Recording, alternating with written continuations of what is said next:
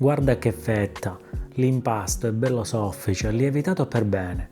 Il pomodoro secco quasi sporge dal bordo. Sembra identica a quella che faceva mia suocera. Stessa crosticina, stesso colore, stesso profumo. E invece non c'è un uovo e non c'è latte. Non c'è niente di quello che ci metterebbe lei. Questa è la pizza rustica vegana e oggi la facciamo da zero. Io sono Mirko e su Sfizio Veg è esattamente questo quello che facciamo. Piatti vegani, buoni e senza compromessi. E questa pizza rustica per me ha una storia. La prima volta che la mangiai fu a casa di mia suocera. Lei la faceva bella classica, uova, latte, insomma il pacchetto completo. Poi sono diventato vegano e a un certo punto mi sono detto vediamo se si adatta senza perdere niente. Il risultato?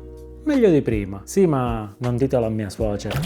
Per prepararla facciamo così. Partiamo dall'impasto, che sembra la parte difficile, nel senso che si sente sempre dire che l'impasto è complicato, ma in realtà basta rispettare l'ordine degli ingredienti e avere un po' di pazienza. Il risultato è assicurato. Poi, mentre lievita, prepariamo gli ingredienti per la farcitura e io ne ho fatte due versioni, zucchine e spinaci. Quindi hai già due ricette in una sola. Poi assembliamo tutto e passiamo alla cottura. E lì c'è un passaggio che voglio tenere a mente, perché è quello che fa la differenza tra una superficie croccante e dorata e una che sopra è già bruciata e sotto è ancora cruda. Ma prima di continuare ti faccio una domanda. Tu la pizza rustica o la torta salata, insomma come la vuoi chiamare tu, l'hai mai fatta in casa? Oppure la compri già pronta? Fammelo sapere nei commenti perché sono curioso. Di solito chi la fa in casa ha una ricetta di famiglia e mi piacerebbe sapere se la tua assomiglia a questa. Detto questo, iniziamo. Partiamo dall'impasto. Ci serve la farina, il latte vegetale, mezzo cubetto di lievito di birra fresco, olio d'oliva e sale. Le dosi precise le trovi giù in descrizione o sul sito sfizioveg.com. Il risultato che vogliamo ottenere è un panetto liscio e ben lavorato, perché un impasto fatto bene si vede nella lievitazione e la lievitazione si vede nella fetta finale. Per prima cosa verso il latte all'interno di un contenitore. Deve essere a temperatura ambiente, non da frigo. Una confezione nuova aperta al momento va benissimo. Gli sbriciolo dentro il lievito di birra fresco e mescolo con una frusta finché non è bello sciolto e senza grumi. Dopodiché setaccio la farina e la verso nell'impastatrice. Se non hai l'impastatrice va benissimo anche a mano, ci vuole solo un po' più di energia. Ed inizia ad aggiungere il latte con il lievito poco per volta. Quando l'impasto inizia a prendere corda, nel senso che si compatta e si stacca dalle pareti, aggiungi il sale e poi versa il restante latte. E quando tutto è incorporato aggiungi infine l'olio d'oliva. Questa sequenza non è fatta a caso, perché il sale, se lo metti subito a contatto con il lievito, lo inibisce e rallenta tutta la lievitazione. L'olio d'oliva invece va per ultimo, perché se lo aggiungi troppo presto l'impasto non prende struttura. Trascorsi una decina di minuti l'impasto sarà pronto, quindi toglilo dall'impastatrice e versalo sul piano di lavoro. Gli fai qualche piega, dopodiché lo rimetti di nuovo nel contenitore, lo copri con la pellicola e adesso dovrà lievitare. E per farlo lo metti in forno con la luce accesa. Il calore della lampadina crea un ambiente tiepido e stabile ed è esattamente quello che vuole il lievito. Adesso deve stare qui almeno un'ora e mezza o due. Quando lo tiri fuori deve essere raddoppiato di volume. Se non è raddoppiato, dagli ancora qualche minuto, non c'è fretta. E già che aspettiamo, prepariamo il condimento, così ci portiamo avanti. Quando l'impasto è pronto, avrai già tutto quanto e si assembla in 5 minuti.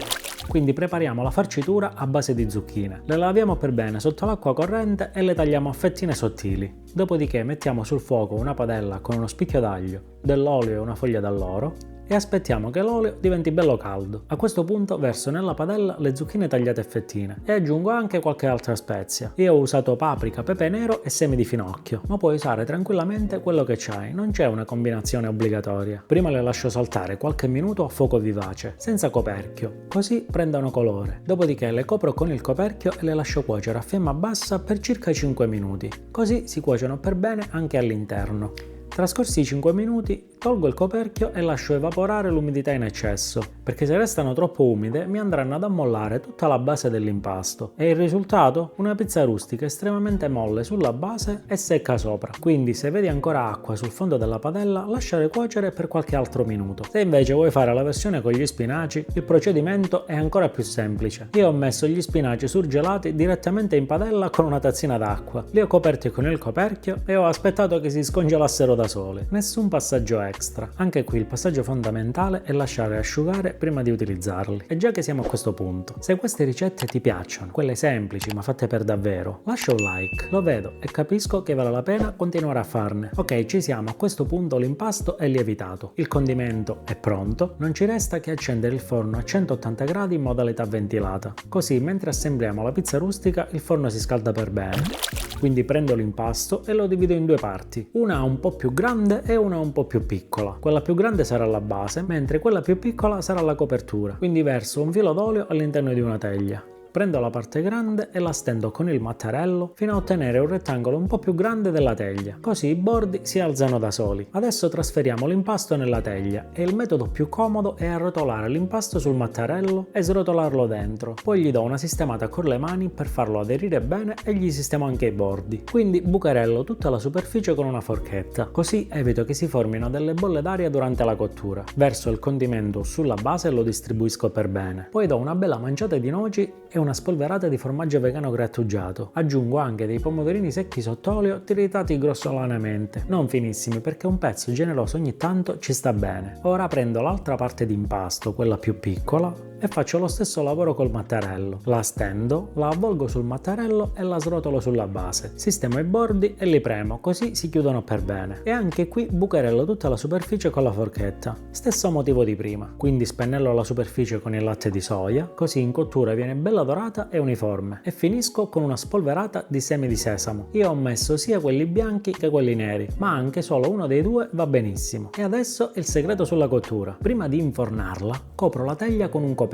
Se non ce l'hai va benissimo anche un foglio d'alluminio. E sì, anche la pizza rustica la metto in forno coperta. E sai perché? La superficie della torta è esposta direttamente al calore del forno, mentre la base è isolata dalla teglia. Il risultato? Sopra cuoce subito, sotto invece fatica ad arrivare alla stessa temperatura e alla fine ti ritrovi con sopra già dorato e sotto ancora crudo. Il coperchio invece blocca quel calore diretto e lo redistribuisce. Ho usato questo metodo per preparare anche la torta all'arancia che trovi giù in descrizione. Se non l'hai ancora vista ti suggerisco di farlo, non te ne pentirai. Quindi inforni la pizza rustica a 180 gradi per 30 minuti. Dopo 30 minuti tolgo il coperchio e la lascio cuocere ancora per altri 10 o 15 minuti, finché la superficie non diventa bella dorata e croccante. I forni di casa sono tutti diversi, qualche minuto in più o qualche minuto in meno è del tutto normale. Usa gli occhi, non solo il timer. Se vedi che si sta scurendo troppo già nei primi minuti dopo aver tolto il coperchio, abbassa qualche grado. Se dopo 10 minuti scoperti invece non è ancora dorata, lascia altri 5 minuti e poi controlli di nuovo. E adesso eccola, guarda che colore! Dorata, i semi di sesamo sopra, i bordi che si sono alzati e cotti per bene. Prima di tagliarla la lascio riposare qualche minuto, nel senso che se la tagli subito è bollente, la farcitura scivola via e il taglio non viene pulito. Bastano 5 o 10 minuti e il gioco è fatto. Adesso la taglio, a fette, a spicchi, come preferisci, ed è buonissima, sia calda che fredda. Guarda che consistenza, guarda com'è lievitata, è morbidissima, che sapore. Il pomodoro secco è quello che gli dà la sapidità ad ogni morso, insieme con la croccantezza delle noci e il formaggio vegano che lega tutto. Ogni morso è un concentrato di sapore e guarda, l'impasto è lievitato come si deve, soffice dentro e leggermente croccante fuori. Fredda il giorno dopo ha ancora più carattere. Se vuoi cambiarla, peperoni arrostiti, funghi trifolati, carciofi sott'olio. La base è quella, il ripieno è tuo e non ditelo a mia suocera. Se la provi, scrivimi nei commenti come ti è venuta e dimmi anche con cosa l'hai farcita. Mi piacerebbe sapere quali combinazioni tirate fuori. Grazie di cuore per aver guardato ed essere rimasti fin qui. Noi ci vediamo alla prossima ricetta. Intanto goditi la tua pizza rustica e fammi sapere com'è andata.